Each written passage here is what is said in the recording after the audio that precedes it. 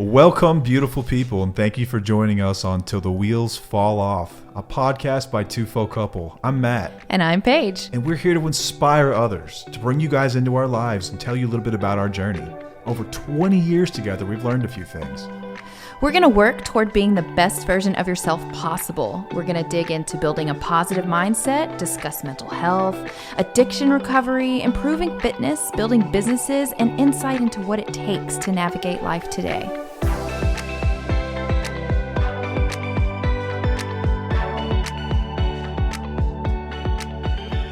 Welcome back to another episode of Till the Wheels Fall Off. I'm Matt. I'm Paige. Man, and this crud that's been going around. Tag, you're it. God. Oh, it's awful. It's awful. I'd say I'm sorry, but I mean, we're bonded now. Speaking of bonded, we'll get there. But I feel like the Quaker oatmeal guy is in my head, and he's just making oatmeal and stuffing it into my sinuses all day. That's disgusting. It's what it feels like. Why does it's it have like, to be oatmeal? Why couldn't it be something else? I don't know. Oatmeal. It feels like oatmeal. It's just like so thick, and it's clogging my head. And forgive me, I sound like poo, and that's fine. It just is what it is. He's kind of had a man cold. Oh, I don't really do that. Don't even start with me. You kind of do, but it's okay because I understand how you feel because it is miserable. I'm a little offended about this whole man flu thing. Oh, here we go. I've always prided myself on not being the man flu guy. Like when I have fever, I will actually get up and do things, you know? Yeah. You're going to do me? Okay, whatever. That's fine. I disagree. All right? Just leave it at that. Happenings in our lives, in our world, not a whole heck of a lot. Still working really hard in the background to introduce some really cool stuff to you guys in the coming months, maybe possibly weeks. Depends on how fast we can get this stuff done. Mm-hmm. It's tough with the whole life. With a whole life? Yeah, with the whole life, like doing other things. Yes, and being sick for a month at once. Yeah, it's been tough, but it's been awesome. So, and also stick around at the end of this episode because we are going to start answering listener questions. Last episode, we answered a question I thought was relevant for a whole episode. I think that one's pretty good. What do you think? Yeah. And then, but I'd like to address questions at the end of every episode. It's like a little segment, questions from listeners. Yep. I think that'll be fun. So stick That's around. That's a great idea. I love it when you brought that up. That's awesome. Stick around at the end of that. Okay. So we have been having a lot of discussion in the background on the topic of narcissism.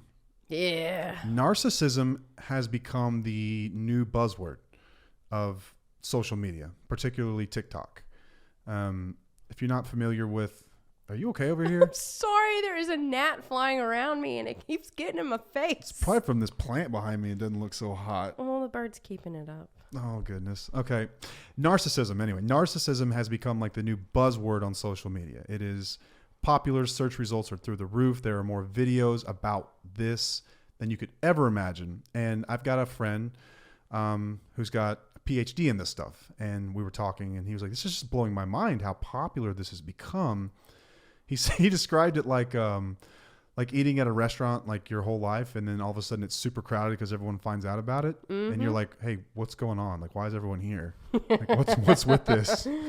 He sort of described it like that, and the three of us have had a lot of really cool and interesting conversations around this topic, around narcissism. So I think that narcissism. Okay, before I start, it's valid, right? There are a lot of people who deal with narcissistic relationships, and I'm not coming at anybody at all. But I see the word and the term thrown around a lot, almost like, you know how like in like the late 90s, it was like, that guy's a psycho. Like, yeah. That's how they would refer to people who were just kind of like wheels off. Yeah. It's a psycho. Now it's that guy's a narcissist. Yep. Like that's just become the accepted term for someone who is like selfish and they're just generally a pain in the ass. Mm-hmm. But real narcissism, narcissistic personality disorder, affects roughly 10% of the population. Mm-hmm. And we've had a lot of discussion about why that is too. If it seems so prevalent, then what could be driving some of this? And a theory that we have that we're going to dig into much more starting today, right now, here in this episode, is if you look at the behavior of a narcissist, you look at all the DSM-5 is it's essentially the Bible for diagnosing mental disorders. And if you look in the criteria, you wouldn't, if I covered up the chapter, you wouldn't know if you were reading about addiction or if you were reading about narcissism. Yeah.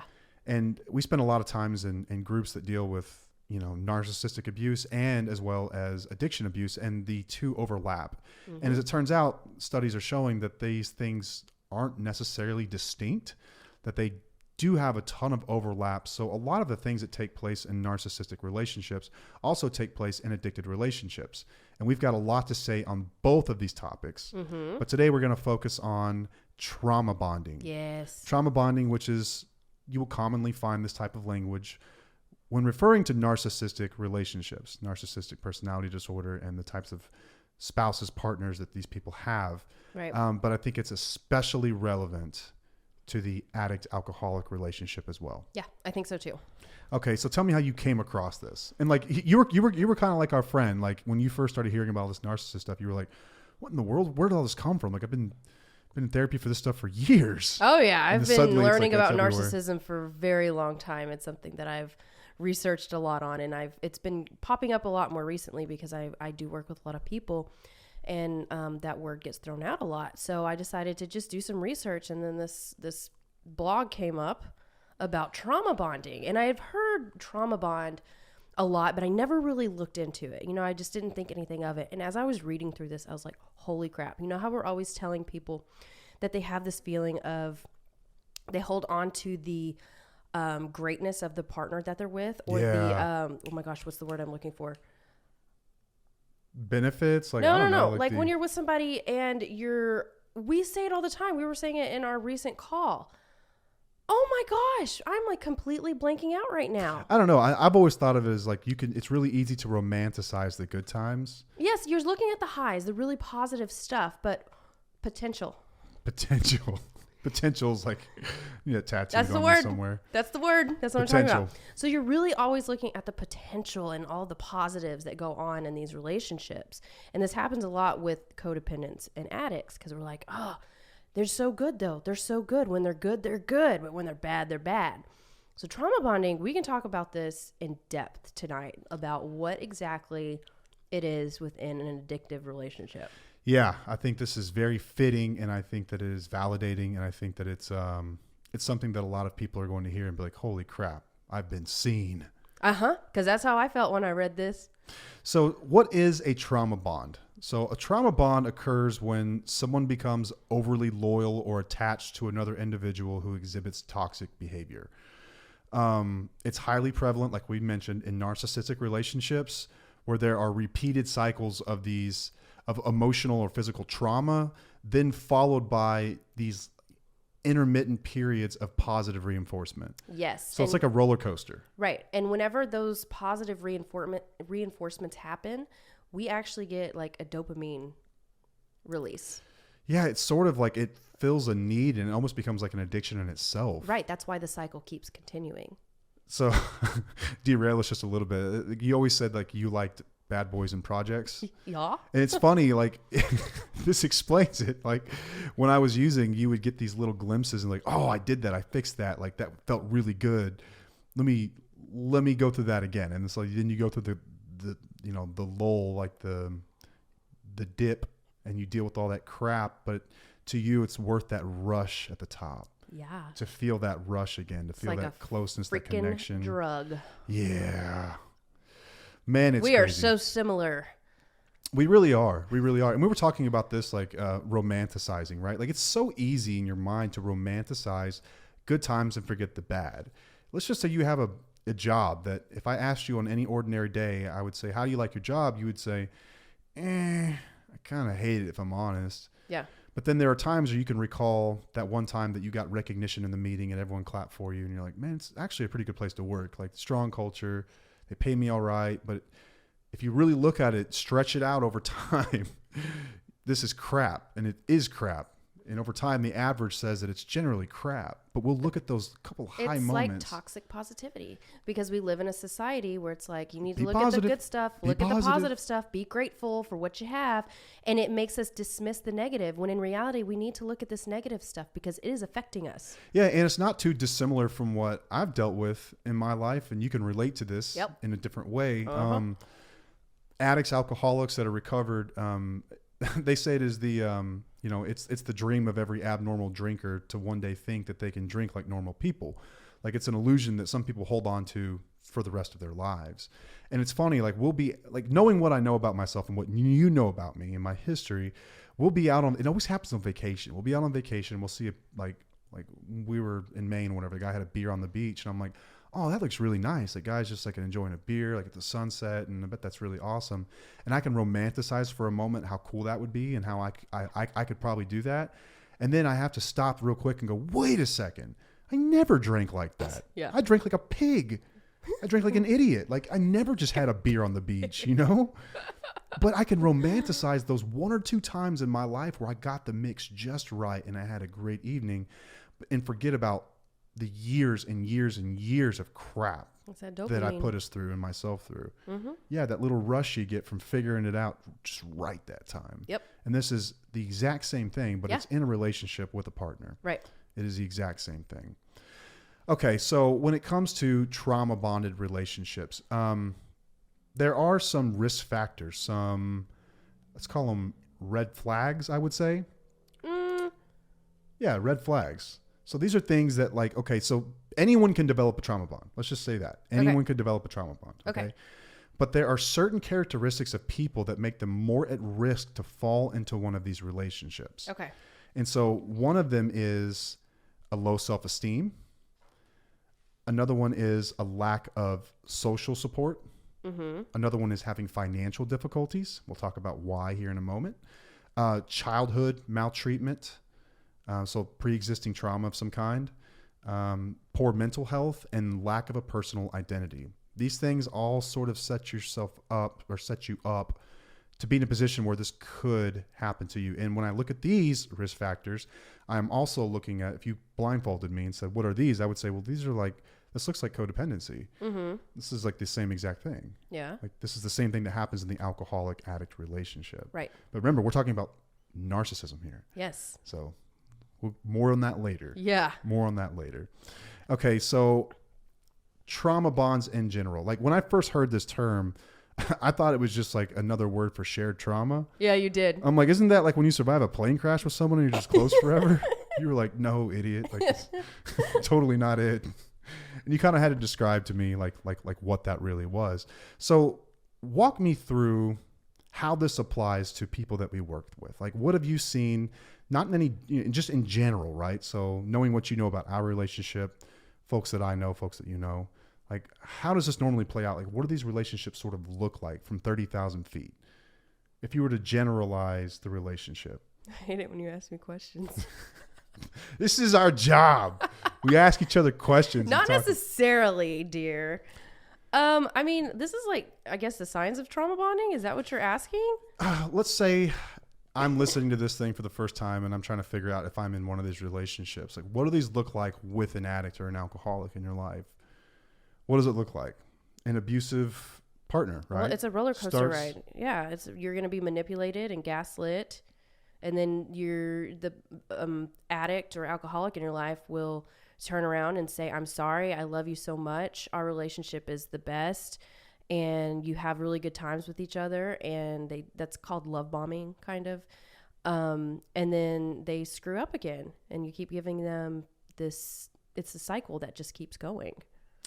Yeah, and behind alcoholism, a lot of the time, is an abusive person. Now, abuse, like alcohol, can lead to severity of the symptoms with abuse, but abuse stands alone as its own thing. Mm-hmm. Like, alcohol doesn't necessarily turn a non-abusive person abusive. Like, that's a misnomer. Like, abuse is inside of that person. Mm-hmm. Alcohol makes it worse. Right. And it triggers more at risk to become physical and violent. Yep. But it's there. Yeah. It's kind of always there. Right. So thinking about these types of relationships, and this is no one in particular, this is just how these things generally play out. You're really going to lose it on this gnat, aren't you? It'll be smushed here in just a second. It's going to go in my mouth when I talk. It's spinning around my face, and I don't know why.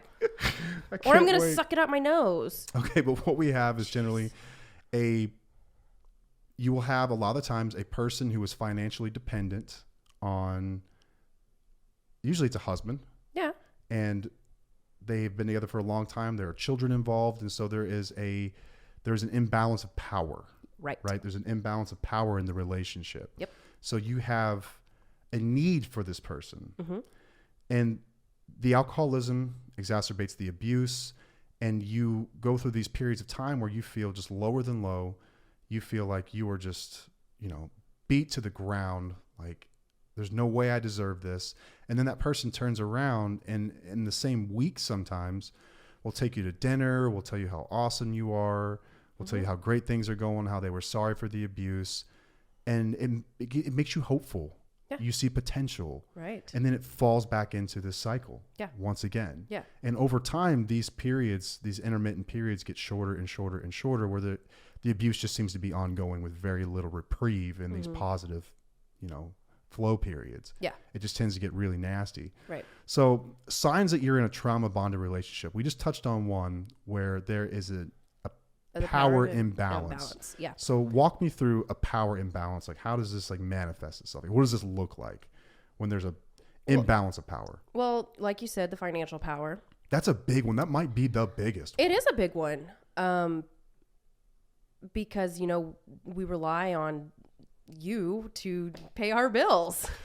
Yeah. And this is just, I'm not saying it's right or it's wrong. I'm just saying this is the way this happens a lot of time, is that the wife, the maternal, will stay home and take care of the kids, take care of the home, and they're reliant financially on the spouse that is, out making money to pay the bills. And so when you look at the balance of power here, it takes away some of your freedom to make choices about, well, if I'm in an abusive relationship, why wouldn't I just leave? Well, we just said it. Like, logistically, sometimes it's like nearly impossible to just pack up and go. It's not impossible, but it is really hard. It makes it way more difficult. You're right. And then another one is emotional power. So where someone loses their sense of emotional defense and feels defined by the relationship with their abuser. Oh, it becomes like their identity. Mm-hmm. Yeah, that's a tough one. I have. Speak to that. I have very much experience in that with you. Okay. Way back in the day. I was very I was defined by our relationship. I totally lost myself, and everything that you did, I would do. And I don't know why. I could never pinpoint why I did that, but I was just defined by us. It was weird. So like when you looked at yourself, you saw like my partner rather than like Paige, like the awesome individual that you are, you saw just like my partner. Yeah. Okay. Gotcha. That makes sense. I think that happens when we get caught up in these relationships and we take pride in our relationships. It become like, some people go like way too far with sports teams. Yes. Like their identity becomes like Packers fan or Cowboys fan or whatever. And like that becomes part of your identity. Yeah. Yeah. Makes total sense. Okay. Another sign is that if you have a circle of people around you who don't approve of your relationship. Yeah, this one's really big. There might be something to this. There is something to this. So a lot of people that we do talk to, and I can relate to this. I understand it completely. We don't want to talk to other people about what's going on, or if we do, they don't understand and they just tell us, just leave a relationship. Yeah, that guy's a monster. Get out of there. Right. Because they can see things that we may not be able to see. Yeah, another set of eyes from 30,000 feet, once again, like looking down, is going to be able to see things and patterns that maybe you don't realize whenever you're right in the middle of it. Yep. And I have also been in this before. Yes, you have. Where when you're in it, it's not so easy to see it, and it becomes so familiar to you because it's taken place possibly your whole entire life, and it's just like the way things are. Yeah. And it's the toughest part is that's that potential piece, right? Like, people, like you think you know people anyway in their heart. And it's like, well, I know why they do the things they do. And like, it's because of this. They were abused when they were younger, or all these excuses and justifications is really what they are that we make. Mm-hmm. These are red flags though. These are warning signs. Mm-hmm. If you have other people telling you like, that's not right. Right. Because for me, I know that it took a group of people totally outside to see what was going on, to be like, whoa, time out. This is not right. Did you know that? And I was like, what do you mean? Mm-hmm. Seems totally cool. What are you talking about? Right. But deep down, you always knew that there was something that was off. I always knew there was something that was off. Like, that's the thing, is that we know that there's something off, but we just don't know what it is until you start to surround yourself with a support system that's like, here's what it is, and this is, you know, a different perspective on how you can handle this situation. Yeah. So basically, get a support system, listen to them a little bit, even though it hurts. Yep. Another one. So if you conceal negative emotions, so if you're constantly hiding negative emotions and you only really let them out like when you're alone or isolated, you could be in a trauma bond. Right, because you don't want to say anything to your abuser. No. If you say it to them, they are going to act like the victim. They flip it around. They're going to flip it and make you feel guilty for expressing those feelings. So if you can't have a conversation with your partner about how you're feeling, and if it's negative and they, can't actually just talk with you about it, that's unhealthy. That means this is a toxic relationship you're in that you might want to question. Yeah. God, like hearing this stuff, I'm like just having all these moments like, gosh, you know what I mean? I always knew that, I don't know, there was something, I knew that we could work on the validation piece with you. I know that was something that was really hard for you to do. Yeah, definitely was. And it was hard. Like I would hold back a lot of my emotions or my feelings to you because I know that it would make me feel worse. And in a healthy relationship, you don't want to feel worse. You want to feel better. You want to feel safe and comforted and stuff like that. Yeah. If your partner can't hold space for you to feel however you need to feel, and they turn it around and flip it back on you and blame you for all these things and blame you for your emotions, like there could be a sign. Right. Could be a sign. Yep. It could also just be a sign that there's a total asshole. Like, maybe it's not exactly this, but it's a sign. Another one is that you might feel indebted to your abuser. So we talked about like the financial piece, and some of that goes along with this. Like I've heard some really toxic relationship types where the spouse, usually a male, and I'm not beating up on guys, but men tend to be abusers, and men also tend to be narcissists. Like 75% of narcissists are men, I believe. Right. And when it comes to abusers in general, this happens to be a male trait. It is what it is. So right. I'm just going to speak how it is. I'm not trying to be a jerk or nothing. No, it happens on the other end as well. But it does happen on the other end. I'm not going to say it doesn't. It's just more typical. So yep. For ease of conversation, I'm just going to refer to men doing these things. So a lot of time you'll have a man who earns an income, and like that's supposed to be like the end all be all. Like I pay your bills, I provide for you, I do all this stuff. And they will also hold things over your head. Like, remember that time in 2007 when I was really nice to you and I took you to, wherever it might've been. And remember that time that your grandfather died and I was there for you. Like normal, healthy relationships don't do that. No, they don't hold things over. You don't keep score. Yeah. You've never done that with me. Well, I'm glad to hear that at least. Shit. One thing, Hey. right? But and also we're just trying to make it relatable. Well, I've done things. I'm not perfect. I've done shit like that. I've held things against you. Okay. I can't think of anything like at the top of my head, but yeah, I'm not perfect. Yeah, we're not perfect. Like, don't ever get the impression that we're perfect. No. We're imperfect people just trying to be better. Right. That's it. On the other side of this, because the first thing we just talked about, like, the financial piece and like, look what I've done for you. That's all a way of establishing control. Abusers, more than anything, want control. Oh, yeah. Like, they just want control. They want control of you, over your life, over your thoughts, over your actions, your emotions, every bit of it. They want control. And this happens a lot when people are actively using as well. But another piece is that if you've ever made a mistake in the past, they will hold that over your head for the rest of your life. And here's why this is really difficult. All these things we've just discussed, the people that end up with alcoholics, addicts, a lot of the time happen to be empaths. These are people who feel feelings like you would not believe. These are incredibly emotionally genuine people that are introspective, and they are always looking at their part in things. And so, like we've always said, like, it doesn't matter what it is, you've got a part in it, even if it's 1%, right? Yeah. And that's generally, I will say that kind of stuff to people whenever I'm trying to get them to see maybe how they had a part when they were wronged. But the other side of that is that with an empath, they will take that 1% and they will amplify it to like 100. Yeah. And it's like they will disregard bad things that have happened because they look at within themselves like, what did I do wrong? What did I do wrong? And it leaves you feeling indebted to your abuser. Yeah. So in an alcoholic addict relationship, that can be very, very tough to deal with. Yeah. And then this is perhaps the most like insidious of all of them, and we talk about this a lot, is that you experience a loss of identity. If you're experiencing a loss of identity, this could be a sign that you're in a trauma bonded relationship. Mm-hmm. And I think that just about everyone that we come into contact with has this to some degree. Yeah. They have lost their identity. They've lost themselves, and their journey and their healing is about rediscovering themselves. Uh-huh. So let's run through some of these things. Like, what is a loss of identity? First of all, like what are the signs of that, and how do you recognize these things? Okay. So you have an intense fear or hesitation about leaving the relationship, even if you know you should. You constantly cover up or make excuses for their behavior. Your relationship is moving at a fast pace. That's another one of these. It happens a lot in new relationships. Yes. That evolve very quickly. Right. Very quickly. Right.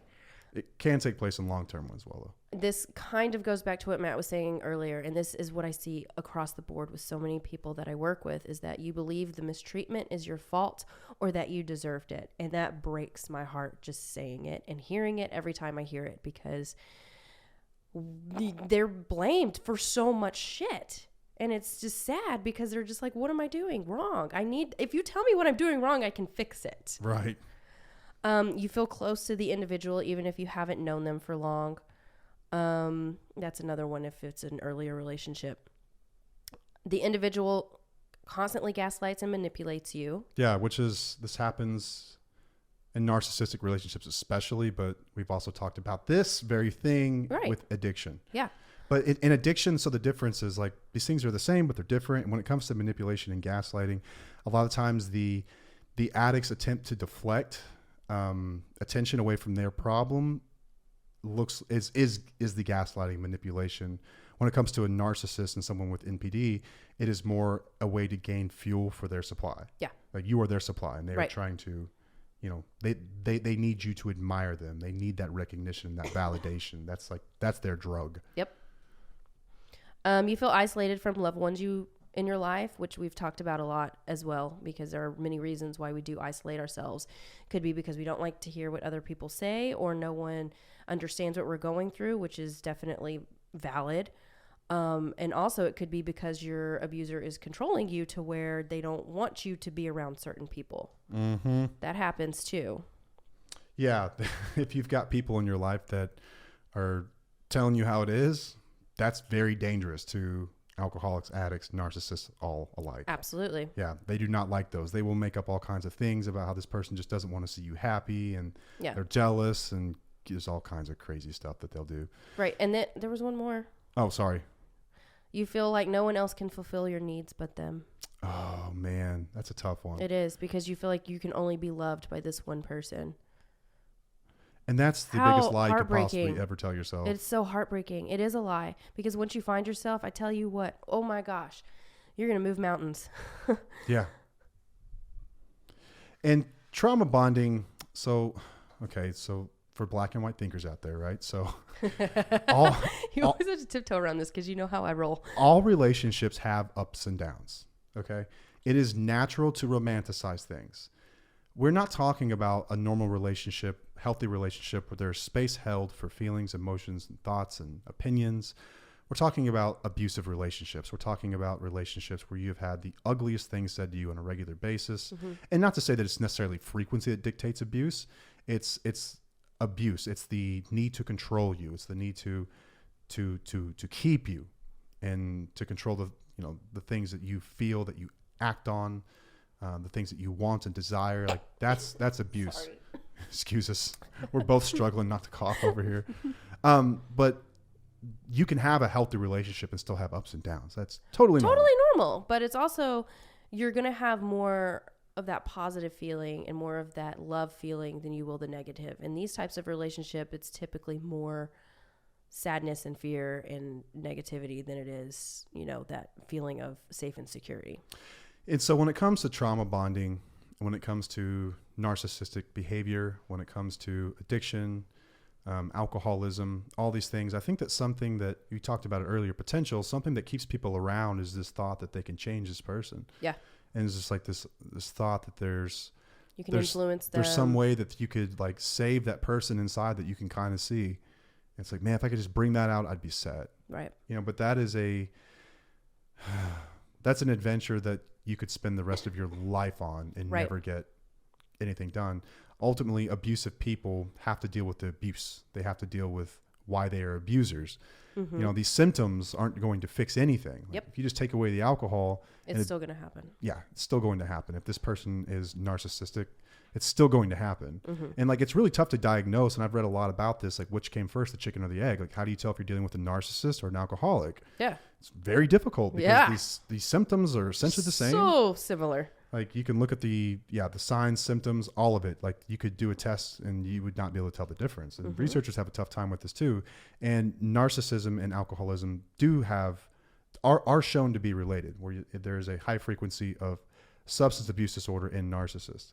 So which came first? I don't know. Yeah. I don't know. But I do know that alcoholism is treatable and NPD is really not. Yeah. I mean, it can be changed over time, Managed. but We don't know too much about outlook is not great. I'll put it that way. that. Yeah. But for just a moment, we can talk about what this behavior looked like in our marriage and what it looked like when I was using. Yeah. And maybe for someone who does have a loved one or spouse in recovery, maybe provide some hope.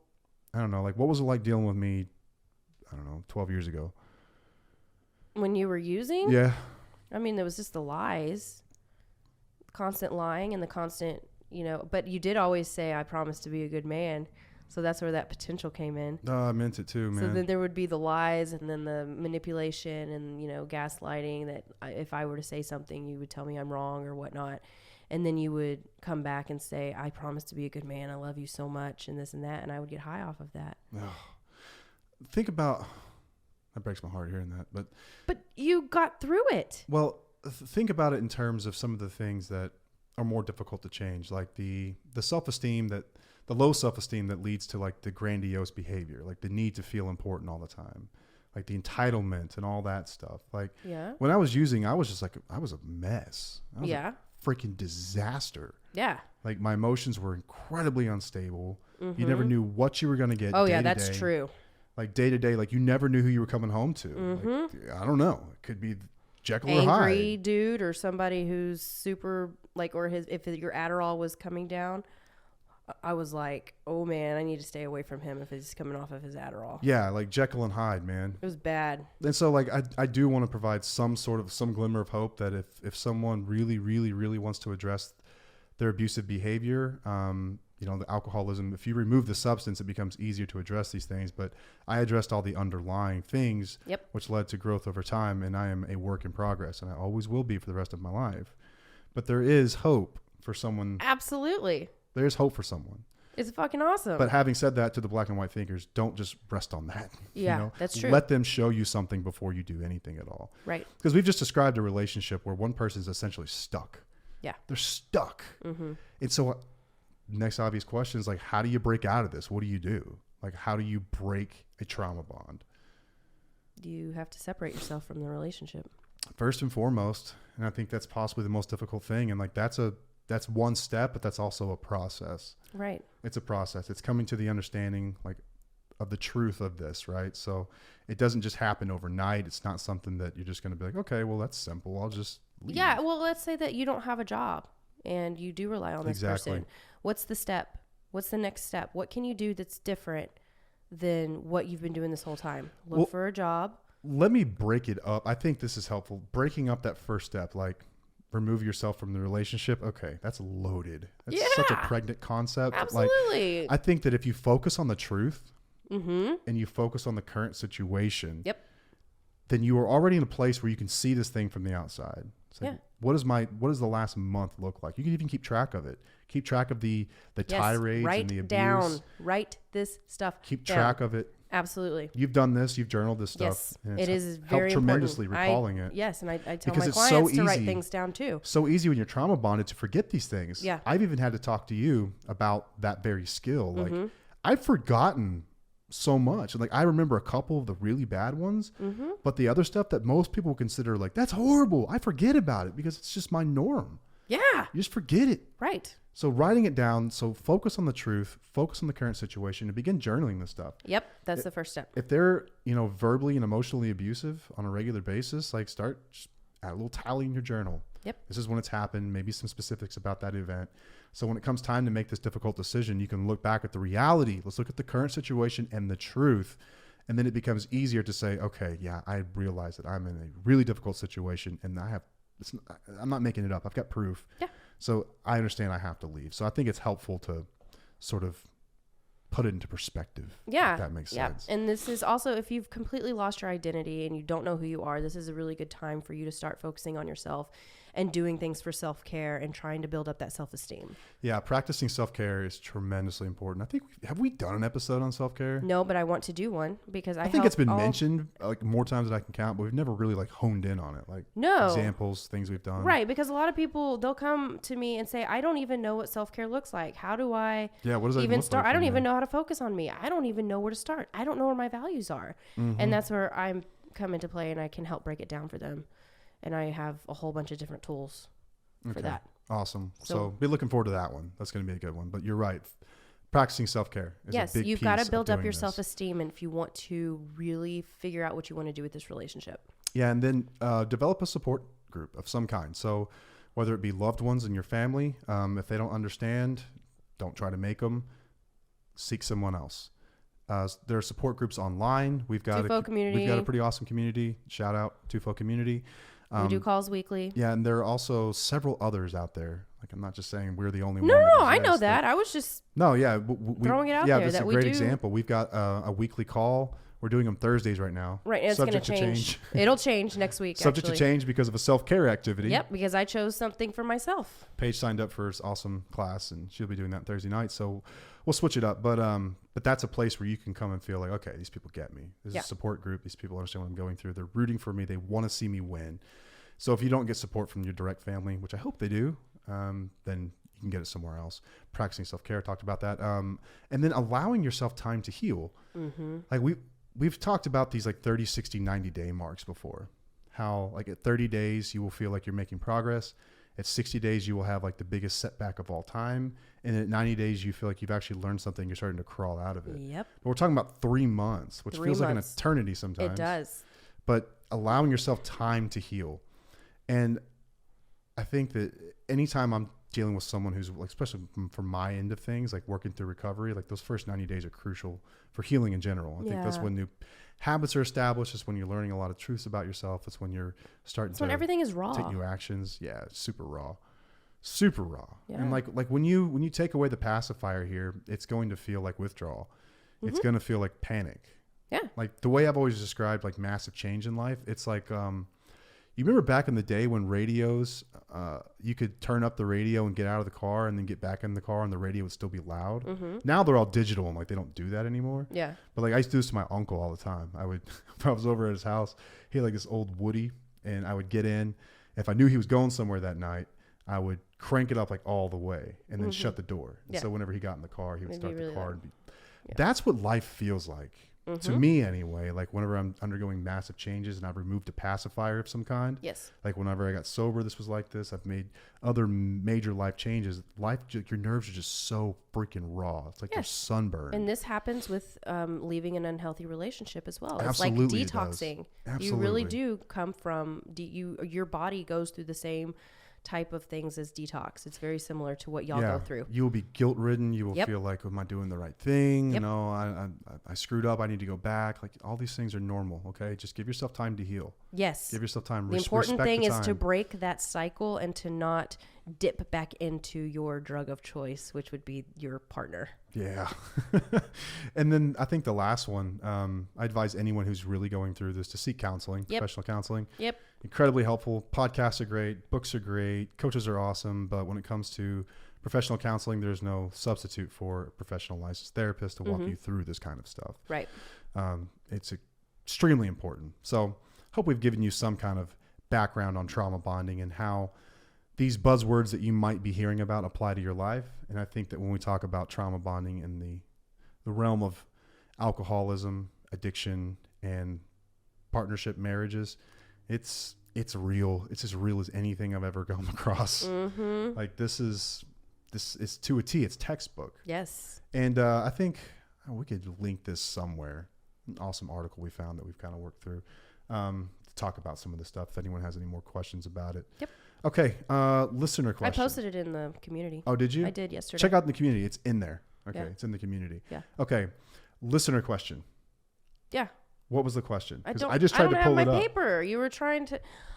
I don't have it on there, Hang on. Where did it go? babe. Okay, for the first time, we're going to have to edit. Where is it? Do you know? Yeah, it's in the. It's over here. We don't have to edit if you want me to go grab it real quick. Okay. Let's do it. Let's Okay. grab it real quick. Well, you can talk to them while I grab it. I don't know what to talk about. We are going to have to. Really? Because you're the one who talks all the time. Oh my goodness. I do though, man. What? I said I do though. It's awful. No, it's not. You articulate better than I do. Whatever.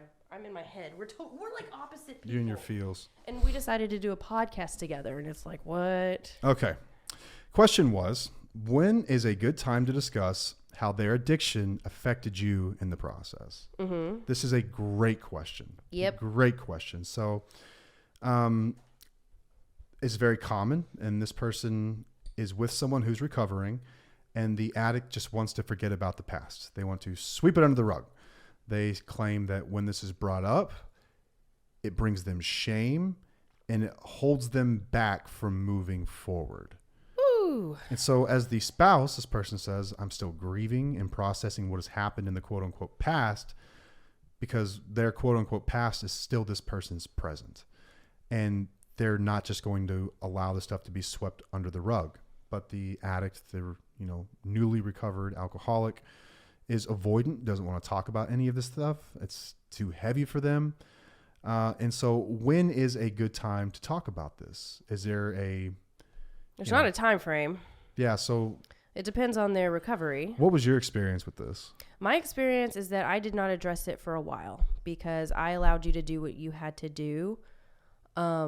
Because I was proud of you I was grateful that you went and got help, and I was grateful that you had to be in recovery and do what you needed to do. I didn't want to rock the boat early on. There was no reason to bring up things that were that happened to me in the past, but it also didn't really start to affect me until later on too. So I don't know if I have the best advice on this because mine was kind of different. I allowed you to do what you had to do. I wasn't going to let things get swept under the rug, and I would bring things up occasionally. But I knew that you would get there eventually to where you would want to discuss it. You had a lot of faith in me. I did have a lot of faith in you. Wow. It means a lot. It really does. Really? Yeah, seriously. It means a lot. Because I'm looking at this and I've dealt with this working with people through addiction. And I've heard this from the other side. It's like, hey, my wife keeps trying to bring up all this stuff. And I just don't know. Is that really important right now? Mm-hmm. And the answer is yes, it's important. Absolutely. It's important. But you can't invalidate that. But I think that there is a time and a place to address some of these really heavy things. Mm-hmm. Early on, we've talked about the changes that are going on physiologically in the brain and within someone's recovery. I think in the very beginning, you're so focused on just not drinking. It's about all that you can withstand. Yeah. But I would never recommend to someone to not listen to their partner and to validate them. It costs nothing to validate them. Right. You don't necessarily have to make amends for all these things and fix them today, but to validate them, that can happen right away. I mean, be honest and communicate. They could say, I understand you're feeling this way. I understand that I hurt you, and I know there's a lot of things that we need to discuss, and I will get to that point at some point. Eventually we will get there. I'm not going to let it get swept under the rug. And yeah. I'm here for you. Yeah, the process, if this person's working 12 steps anyway, in the first 3 steps, they're going to be essentially establishing an idea of what we call a higher power. They're going to be admitting that, this problem is something they have no control over. And then they're going to start to do their actual work, which is the process of going through their resentments, their fears, their sex inventory. They're going to be, turning these things over and sort of relinquishing control over them. Another higher power concept. And then at 8 and 9, they start to make amends. And that's when the stuff really, the rubber meets the road with amends. Yeah. And depending on the pace that they're working the program, this could take anywhere from 9 months to a year when they're actually at that step. Now, I'm not saying that I think you should be patient 9 months to a year and hope that they get there. Right. I would hope that whoever asked this question would have their partner chime in and listen to this. And I would say to them that the things that you have done need to be acknowledged. Doesn't mean you necessarily have to fix them today, but you need to acknowledge them. Mm-hmm. So as your partner is sitting there talking to you about how they've felt, you need to shut up and listen for a moment and just listen. Yeah. I'm not asking you to fix it. Don't come up with solutions. Just let them talk, damn it, just for a moment. You sit there and listen, okay? Right. It's their turn. Yes. Sit there and give listen. them that space. And you get to wear this. This is part of recovery. You have to look the stuff in the face and you have to own it. You did these things. Yep. You have to own them. I'm not saying it's a process of shame. I'm not saying that you're less than. I'm saying you need to listen to your partner and just let them communicate to you how they felt. Let them process that. And then at the end of it, rather than trying to make excuses or justifying or anything else, just say, I understand that's the way you feel. Like, I'm terribly sorry for these things, and just know that I'm working on them. I'm working on these things right now. And if I had it my way, I would have fixed these already, but I'm just not quite there yet. I'm still in a whirlwind trying to figure my own shit out, but I promise you, I acknowledge these things and I will make this right somehow, some way. That would be, I would think, like, okay, ideal. Ideal an answer, you know, something that you could acknowledge and then give them validation and say, okay, yeah, moving forward, I will address these things. But, you know, does that take a week? Does that take a month? Does it take a year? I think as a spouse anyway, you should be able to address these things whenever you feel like it. I think that I teach guys that I work with that it's none of your business how they feel. It's none of your business what time frame that they address this stuff on. It's none of your business, dude.